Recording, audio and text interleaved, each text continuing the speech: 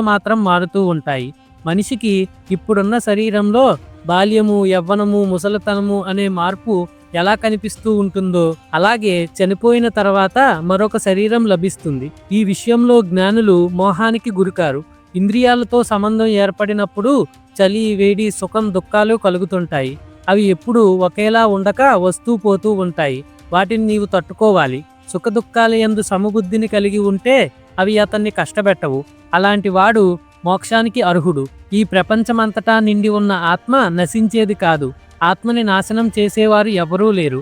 శరీరాలను ధరించే ఆత్మ శాశ్వతమైనది, ఊహకు అందనిది. కానీ ఈ శరీరాలు నాశనమైపోతాయి. శరీరాన్ని ధరించిన ఆత్మ చంపుతుందని భావించేవాడికి నిజం తెలీదు. అలాగే ఆత్మ చంపబడుతుందని భావించేవాడికి అసలు విషయం తెలీదు. ఆత్మ చంపేది, చంపబడేది కాదు.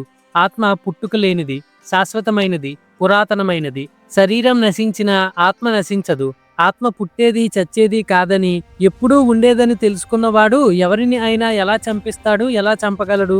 మనిషి చినిగిపోయిన బట్టలను వదిలి కొత్త బట్టలు వేసుకున్నట్లే ఆత్మ కూడా పాతబడిన శరీరాలను విడిచి కొత్త శరీరాలను పొందుతూ ఉంటుంది. ఆత్మను కత్తులు కొయ్యలేవు, అగ్ని కాల్చలేదు, నీళ్లు తడపలేదు, గాలి ఎండబెట్టలేదు. ఆత్మ అన్ని చోట్ల ఉంటుంది. మన కంటికి కనిపించదు, మనస్సు ఊహించలేదు. కనుక ఈ విధంగా ఆత్మను అర్థం చేసుకుంటే బాధపడాల్సిన అవసరం లేదు. ఓ అర్జున, ఒకవేళ నీవు ఆత్మ పదే పదే పుడుతూ చస్తూ ఉంటుందని భావించినప్పటికీ నువ్వు బాధపడాల్సిన అవసరం లేదు. ఎందుకంటే పుట్టిన వారికి మరణం తప్పదు, మరణించిన వారికి మళ్ళీ పుట్టక తప్పదు. తప్పనిసరి అయిన ఈ విషయం గురించి నీవు బాధపడ్డం ఎందుకు?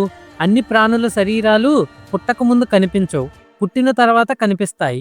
మరణించిన తర్వాత మళ్ళీ కనిపించకుండా పోతాయి. కాబట్టి బాధపడాల్సిన పనేముంది? ఒకడు ఆత్మను ఆశ్చర్యంగా చూస్తాడు, మరొకడు చిత్రంగా చెప్తాడు, ఇంకొకడు విచిత్రంగా వింటాడు. అయినా ఒక్కడు కూడా ఆత్మ గురించి పూర్తిగా తెలుసుకోలేడు. అందరి శరీరాల్లో ఉన్న ఈ ఆత్మ ఎప్పుడూ చంపబడదు. కనుక ఏ ప్రాణి గురించి నువ్వు బాధపడాల్సిన అవసరం లేదు. యుద్ధం చెయ్యడమే క్షత్రియ స్వధర్మం. కాబట్టి